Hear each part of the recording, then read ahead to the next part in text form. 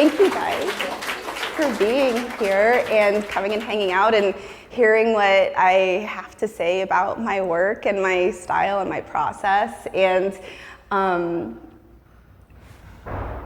just wanted to say that it means a lot when folks show up to learn a bit more about what goes on behind the scenes of my art practice. So I appreciate all you guys braving the traffic or parking or whatever it is. So thank you for being here. I'd like to take you on a little Jaya journey. I'll talk a bit about I'll talk a bit about my background, how I got up into Sacramento. I'll talk a little bit about coming into a full-time art practice, the transition into moving from encaustic into acrylic, as well as murals, and the show, of course. I'll also touch on the interwoven thread being my neurodivergent brain kind of taking me on this journey. So let's start with little baby Jaya. I've always wanted to be an artist, and that was something from a very young age. I had massive support from my parents. I grew up in the Bay Area. My parents were behind my desire to do art from the beginning. I, as a toddler, would draw with crayons and Crayola pens on my parents' walls, and the type of my first murals. The type of parents that I had was my mom would take a picture of what I drew before wiping it off. So that was the level of support I had from a very young age, and I recognize that is not necessarily normal for a lot of folks that want to pursue a creative endeavor. Where I'm at today really has to do with my mom and my dad, and my mom's partner and my dad's partner. The beginnings of where I started with my art practice really, I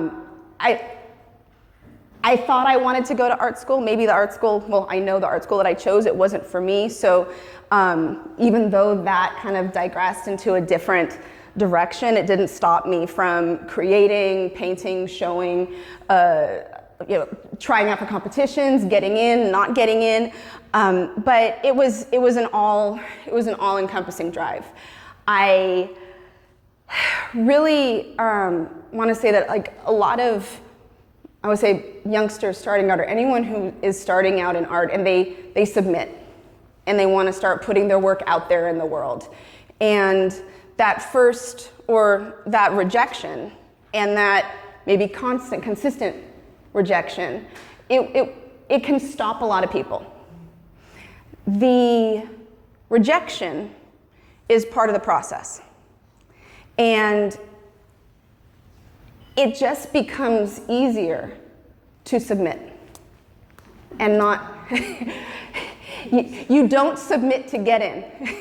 You submit to build that muscle. So the fact that if someone breezes through the show or looks at a piece for maybe a few seconds and walks by, when you start to take that personally, that will stop you in your tracks. And that was something that I would say, starting at a young age, I was able to build a callus to pretty quickly. I'll paint stuff that will be well received. I'll paint stuff that people will be like, "What were you thinking?" I'm like, "That's okay, I had fun doing it. You don't have to like it, no problem." But when I started, I was doing very edgy work. And by edgy, I mean uncomfortable to look at. But oh my gosh, it was so much fun to explore. And it was that taste of exploration and inspiration that would then shift into the next shiny thing for me. And that exploration and that inspiration would shift into the next body of work. Did I mention I have ADHD?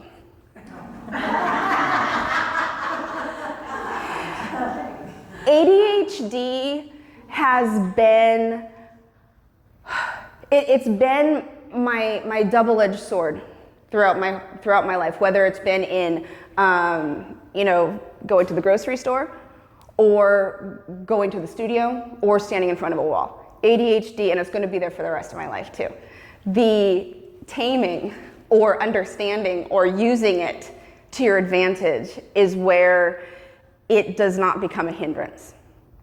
For instance, it took me a minute to learn. I just have to say, with my ADHD, I have hyper-focused, and I have made a template of what I wanted to talk about for this artist talk.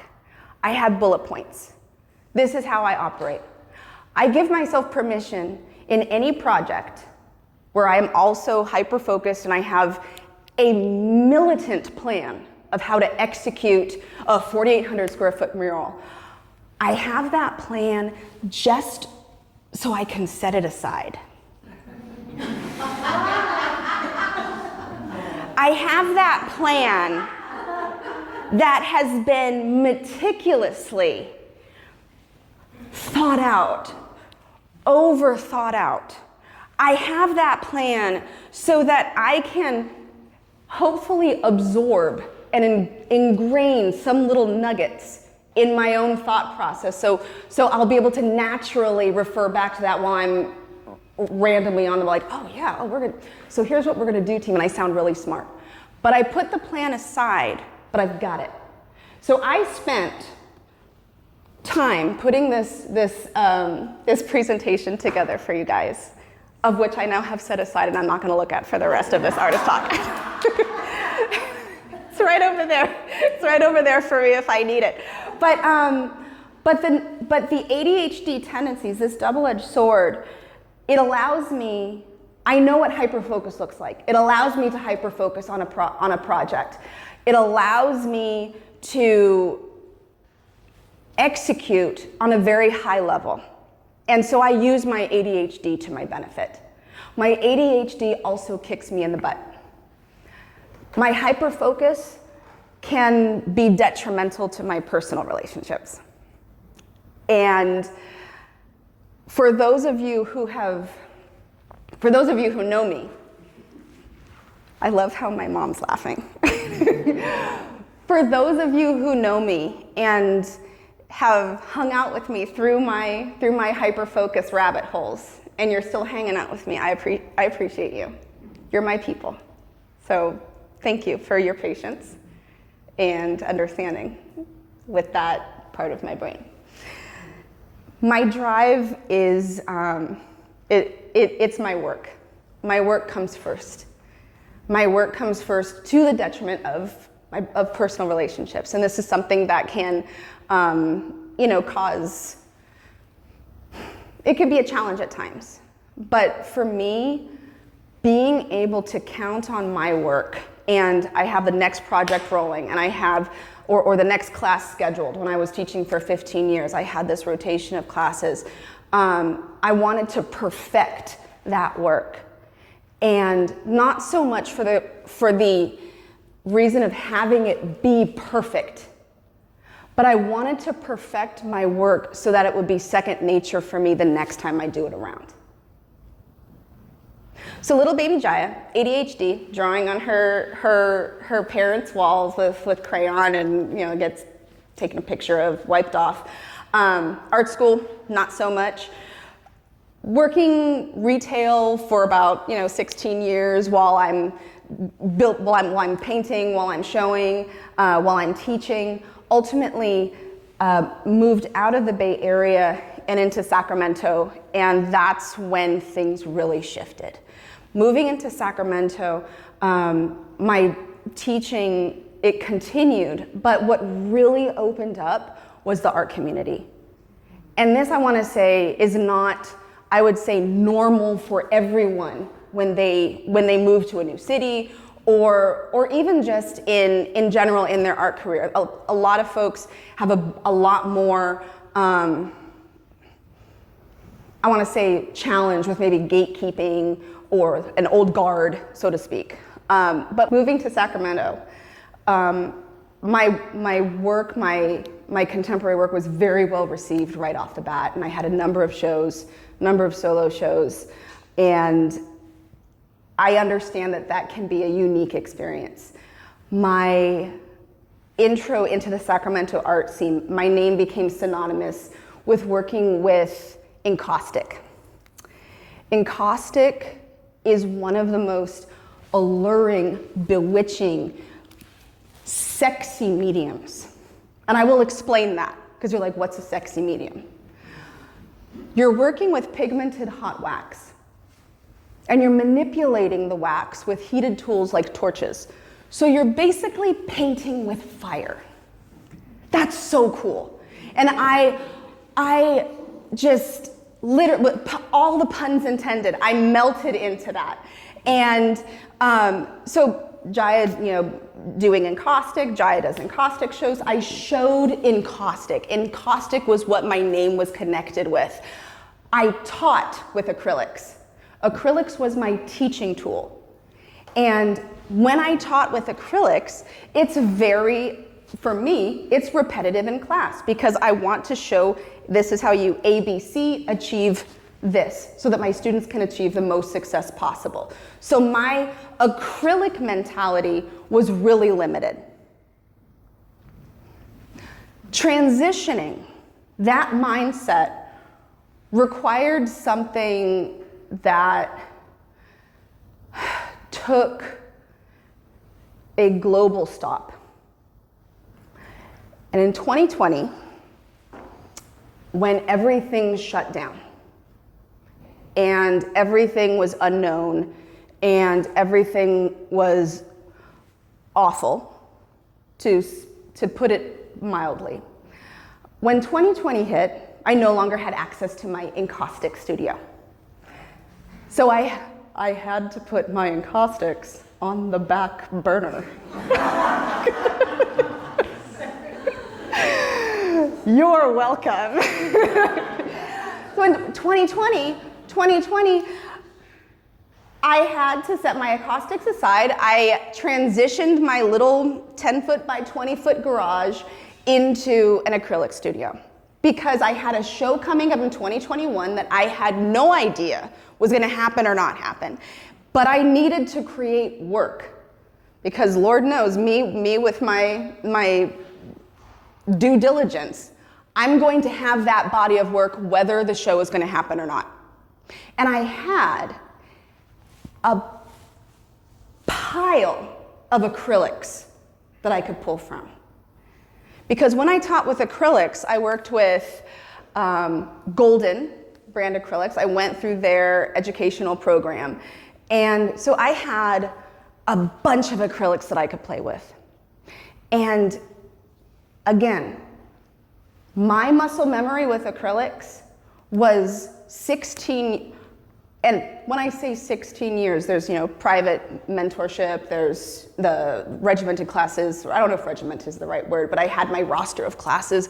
But I was very boxed in with how I taught, because I wanted it to be just so for my students. So that was my muscle memory. And I said, for this show, I'm throwing all of that out the window. I do not want smooth, no brush or no textured brushstroke paintings.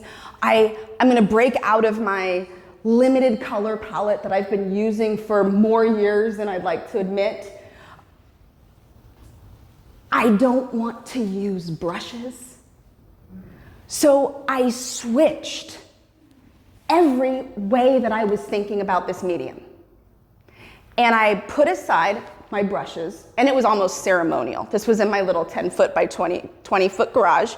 I had this collection of wonderful, wonderful brushes that give you just beautiful, smooth texture. And I put them aside, and I brought out my palette knives. I brought out my squeegees. I brought out all of my texture gels, all of my molding pastes, all of the colors that I did not use. So I put away everything that had been drilled into me by me about this medium. Not just the process, but also the mindset, because I need to show something. If this show is going to happen in 2021, I need to show something, and I've got acrylics, you and me acrylics, we're gonna figure it out together.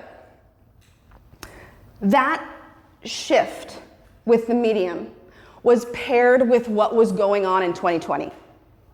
And I did say that, yes, I'm going to get to chromavista, but this is really laying the groundwork of what's behind this body of work, this style of work that I do. Without getting too political, as we're in a very political time right now, but y'all know what happened in 2020. If you don't, probably want to figure that out. But there was a lot of unrest, and there was a lot of high intensity angst in the air. My studio is in the flight path of the emergency helicopters that go to UC Davis Trauma Center. And so I would, before 2020, hear helicopters every now and then, but during that year, I heard the helicopters daily, multi-daily, if that's even a term, but that sound became synonymous with how I began to apply my paint and how I began to scrape into the surface and how I began to use my palette knives and the of the helicopter in my canvas. I would find that rhythm in my canvas. And it took me someone else pointing it out to understand how I was processing that. So this series that I created in 2020, where it was born out of wanting to use something in a way that I've never used it before, breaking that mindset, being inspired by one of the most traumatic times in our history, and wanting to paint ugly colors. I wanted to mix this color with this color, which I knew were gonna make an ugly baby. And I'm like, my teaching, I teach how to use a limited color palette so that you can create this beautiful array of secondary colors that are exactly what you're looking for. And I said, screw that. I'm gonna mix all of these colors to create this alien. And looking at it on the palette, yes, it's not, air quotes, pretty. It's not a beautiful, luminescent secondary color that I would preach about in class, talking about the bias of you want to use a yellow biased red and a yellow biased to create this. No, this was, I am using this color, and I'm going to use this guy and this one too. We'll see what this is. And that freedom that I gave myself allowed me to release any level of perfection or wanting to paint that perfect piece. And the work that was developed ultimately became a type of a self-portrait of what I was feeling during 2020. And I did so by painting these dynamic skyscapes. And so the pairing of this frightening color that I created and this sky, this freedom, this breath of fresh air during COVID, creating that, it was possibly one of the most well-received shows that I've had. And I couldn't wait to do more. Something exciting also happened during 2020.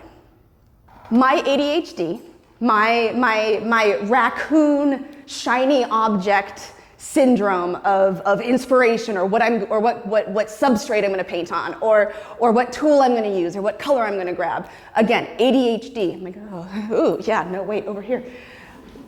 My inspiration shifts across, I would say, opportunities. And an opportunity came up to paint a mural. I had one mural under my belt, and I decided to go for it. I ultimately got a lead artist position, and I had a team of 3. So this is, again, the first time that I actually, oh my gosh, I have little ducklings that I have to, don't mess up. Like, I know what I'm doing, but not really, but I do, but we're gonna figure it out. We're, just go with it, So my team and I, we painted the mural, and it turned out beautifully. If you're in Sacramento, this particular mural is on Freeport in Muir. There's a lovely taco place in front of it now. But what I brought with me on this journey of my first mural, I brought with me what I knew. I can color mix with my eyes closed. I had 15 years of teaching experience behind me, so I figure I could show someone how to do something. And also the assistants that were in that program, they were also accomplished artists. And so bringing my teaching skills, bringing my communication skills, integrating with the community.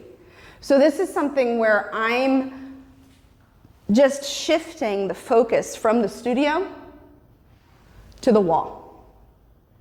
And that was the transition. And again, it sort of became this watershed moment of learning how to balance the studio practice and the mural practice. I mentioned the balance between the studio practice and the mural practice. First off, let me say, thank you that I can have this balance. Thank you that this is the balance that I need to find. Being able to have a full-time art practice and scheduling murals out, scheduling, I've got a show that I've got to work on. This is called first world gold-plated artist problems. And they're not even problems, they're just maybe dilemmas. It's like scheduling. But I just wanted to point out this whenever I complain, I have no right to. I said, oh my gosh, I gotta get on the wall again. Shoot, God, it's really early. I get to get on the wall again. So I just gotta throw in that little nugget, because sometimes you'll say, oh my gosh, I got another. No, thank God I got another.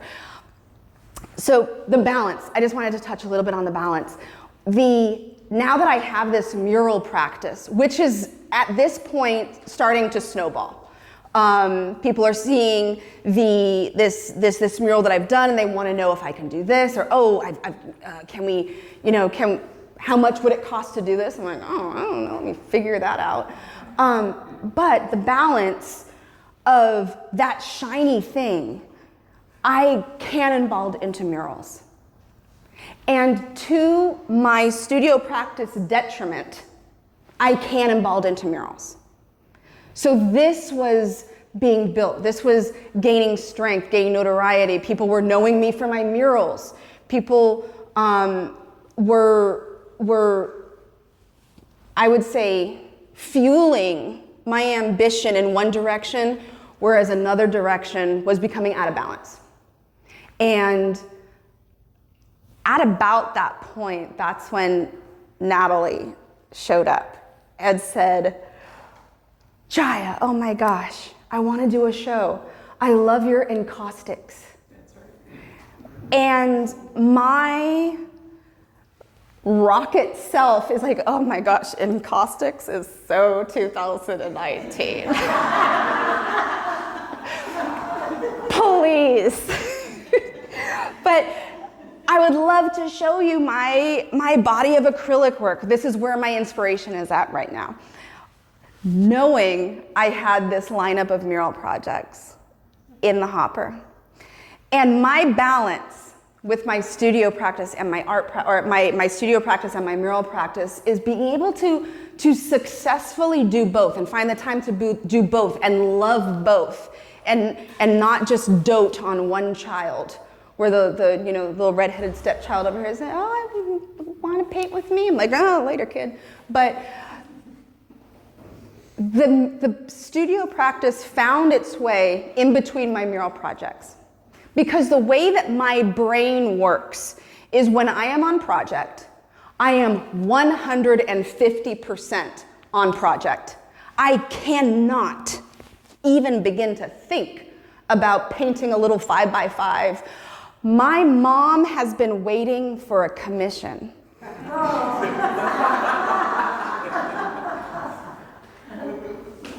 Since 2000 and maybe 19? Yeah, my mother has been waiting for a commission since 2019, and it could even be early, no, I think it was 2019. But when I'm on to that next thing, it's really hard to claw me back to the other thing that I also need to focus on. And so when I'm on project, my brain is on project. When my project is done, I can shift. But nary the twain shall meet. There is no middle ground with my neurodivergency. My murals are like cupcakes, like a platter of cupcakes. And I just eat, like, ooh, it's nice sprinkles. Oh, this is so good. Ooh. Oh, it's a lot of cupcakes. Ugh. Ugh. Ugh, cupcakes.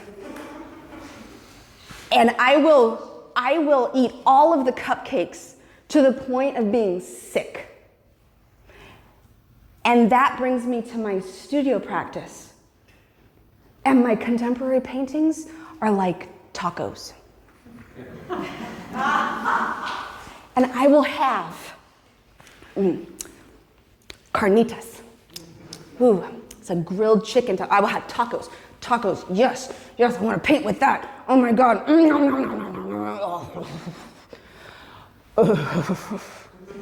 I will gorge myself in my studio practice. I will be sick of the color that I'm painting because I've mixed it so much. I hate this color. I never want to see this color again. Tacos, tacos, tacos, tacos, tacos, tacos. Oh, I need something sweet after all my tacos. Thank God I have another mural project. So there is this obsession that I get into with art, with studio practice, with mural practice. And the only way that I could really describe that with my neurodivergent brain is with cupcakes and tacos. But I think that hopefully that makes sense. Because, like when you eat too many cupcakes, some people might like too many cupcakes. But chromavista was the breath of fresh air after the underpass. Literally. Because the underpass, there's underpass air. I have to say, again, I digress. I can't make fun of that because I got to paint an underpass. There's a lot of stuff that goes on when you're working in an extreme environment where you're setting up traffic control every day. You're on high alert, or let me use I statements. I'm on high alert. I have, on that project, there was a team of about, I want to say maybe about 10 names on that team. And when I have folks come out that are helping me in maybe not the safest situation, my level my max capacity is beyond. And so there's a lot of regulating myself.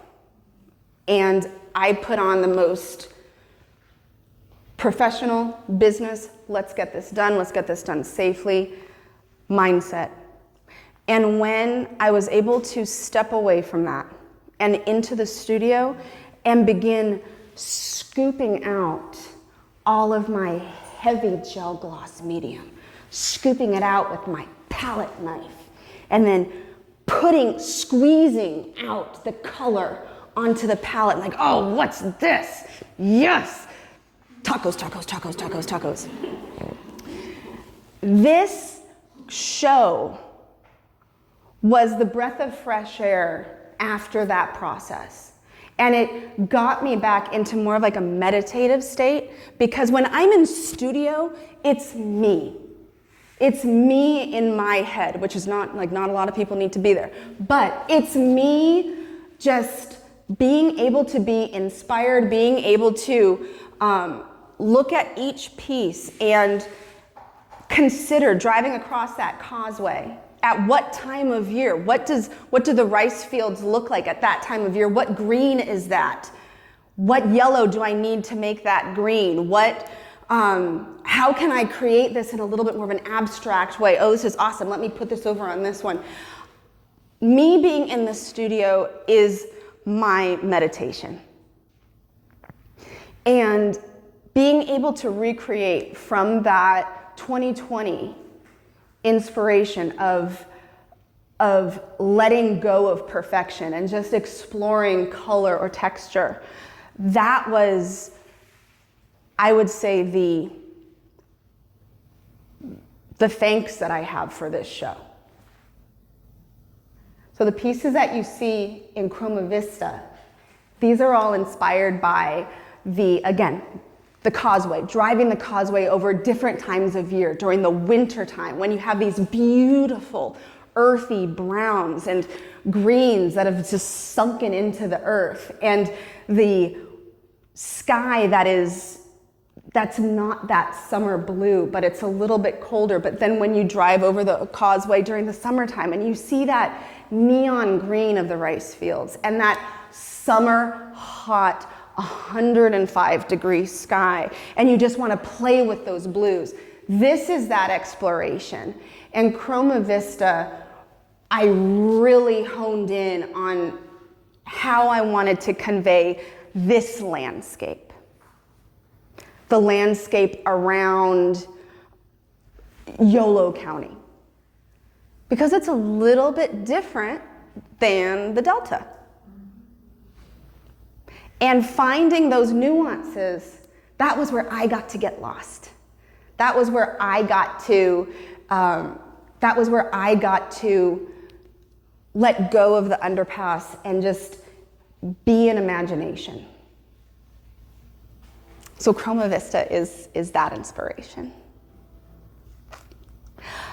When I use these colors, which can be overwhelming, it can be neon fluorescent, it can be hypercolor, technicolor, Dorothy stepping out of the house from the tornado and is from the black and white world into this technicolor world. This hyper technicolor, this is tamed. It's tamed by using earthy colors. And I wanted to show the way that a lot of these pieces start is it begins with a color chaos. And I don't know if you guys are familiar with, there's a fine dining restaurant in Sacramento. It's called Pancake Circus.